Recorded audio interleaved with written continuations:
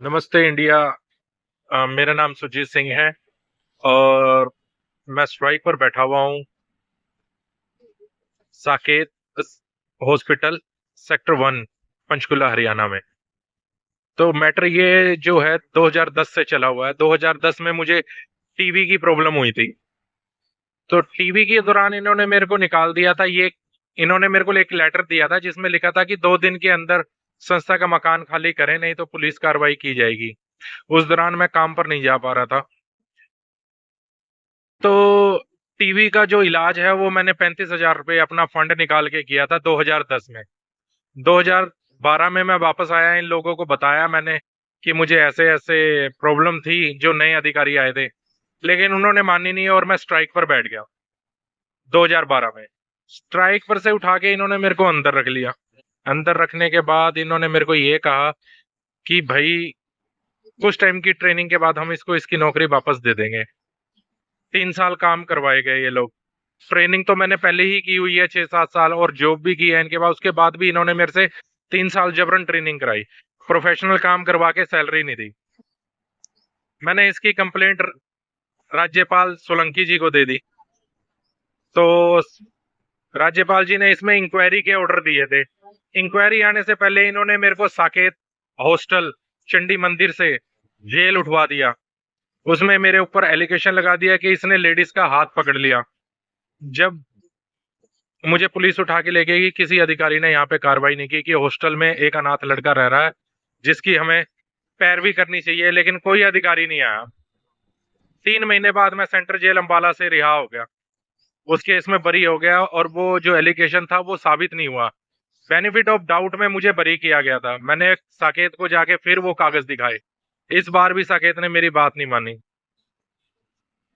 तो मैंने फिर सीएम विंडो में 2 बार, एक एक साल करके 2 बार मैंने सीएम विंडो में शिकायत पत्र दिए, लेकिन मेरे को उस इंक्वायरी में क्या हुआ कुछ नहीं बताया गया। आरटीआई द्वारा वो कागज मैंने निकाले थे लेकिन एडवोकेट को दिए। एसडीएम इंक्वायरी भी हुई है मेरे केस में, लेकिन क्या इंक्वायरी हुई है उस इंक्वायरी में भी मुझे नहीं बुलाया गया। और 7 साल से मैंने हाई कोर्ट भी चक्कर काटे हैं। 2 एडवोकेट मुझे लीगल एड की तरफ से मिले थे। दोनों ने कुछ कुछ टाइम, एक ने 1.5-2 साल बाद, एक ने 3-4 साल बाद मेरा केस छोड़ दिया। और एक प्राइवेट वकील जो मेरे कागज लेके बैठा हुआ है, मेरे कागज ही नहीं वापस मिल रहे हैं अभी उनसे। उसने भी 1 साल से मेरे केस को फाइल नहीं किया है।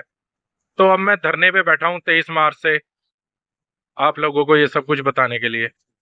जी, ये जो 13-14 सालों से मैं एप्लीकेशनें बांट रहा हूँ, हाई कोर्ट जा रहा हूँ, हर जगह जा रहा हूँ, कई अफसरों से मिल रहा हूँ, कभी विधायक से, कभी ओएसडी से, कभी डीसी से, कभी एसडीएम से, तो कभी मीडिया में, कभी ये चीजें हो रही है। इन सब के पीछे मैटर ये है कि ये लोग कह रहे हैं कि मैं रिजाइन देकर चला गया हूँ। जी, मेरे आगे पीछे कोई है ही नहीं, रिजाइन देकर मुझे जाना क्या है। और आप बताइए, टीबी जैसी बीमारी के अंदर मुझे इन लोगों की जरूरत थी, और ये लोग कह रहे हैं कि मैं टीबी की बीमारी में रिजाइन देकर चला गया हूँ। मेरी परवरिश तो साकेत ने करी है। और जिस रिजाइन की ये बात कर रहे हैं, इन्होंने खुद लिख के उसके ऊपर मेरा नाम लिख दिया, मेरे साइन भी नहीं है उस रिजाइन के ऊपर। और ये लोग बार बार, ये जो डीसी, एसडीएम, राज्यपाल जी और सीएम साहब, जब इनसे रिपोर्ट पे जवाब मांगते हैं तो ये वो रिजाइन उनके आगे रख देते हैं। और उस वजह से हर बार इंक्वायरी हो नहीं रही है, हर बार इंक्वायरी रुक जाती है। 14 साल से मेरे पैसे नहीं मिले हुए हैं। लोगों से इधर उधर से जो 50, 60, 200 रुपया मेरे को मिलता है, उसी से मेरा गुजारा चलता है सारा कुछ। हाई कोर्ट लिफ्टे मांग मांग के पहुंचा मैं 7 साल, लेकिन हाई कोर्ट के अंदर किसी ने मेरे को मेरी बात सुनी नहीं। एडवोकेटों ने भी थोड़ा सा देखा नहीं कि हैंडीकैप पर्सन है, उसका केस जल्दी लगा दें। 26 साल का था मैं, 40 साल का हो गया इनके गेट पर ही बैठे बैठे। इन लोगों को इतनी सी भी शर्म नहीं आई है। कई डायरेक्टर चेंज हो लिए यहाँ पे। कई बार मैं खुद पैदल जा जाकर कराची इस बैसाखी के सारे दिखाता हूँ आपको क्या डालता हूँ मैं। इनके सहारे चल चल के 14 साल काटे हैं जी मैंने रोड के ऊपर। इतनी तो मैंने पैसे नहीं इकट्ठा किया साकेत से, जितना इन लोगों ने मेरे को ऑन रोड पे ये सोच रहे हैं कि वो अपना खर्चा चला रहा है। 14 साल मैंने काट दिए जी इनके पास। साकेत प्रशासन जो है वो मेरे को मेरे डॉक्यूमेंट ही नहीं दे रहा है। 2 साल का एम्प्लॉय बता रहा है मेरे को। और मैं इनके पास 50 रुपए से लगा था, 50 से 100, 100 से 200, 200 से 300, 300 से 700, 700 से 1200, 1200 से 1500, 1500 से 2100, 2100 से 2550, 2550 से 3510, 3510 से 4500 और 4510 से फिर मैं इनके पास 7000 में। मेरे इतने साल इन लोगों ने वेस्ट कर दिए, 14 साल। और 14 साल से तो मुझे कुछ मिला ही नहीं, 2010 से लेके। हरियाणा गवर्नमेंट बेवकूफ है जो इनके कहने पर मैं बार बार रिपोर्ट दे रहा हूँ जी।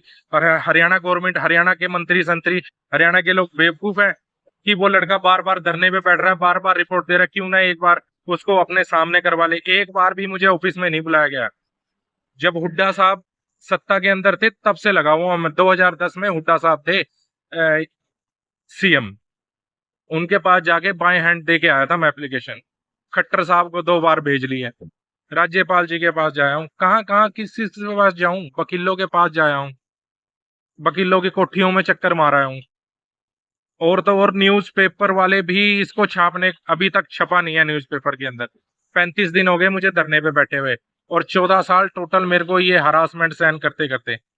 ऑन ड्यूटी मेरे को मारा भी गया है।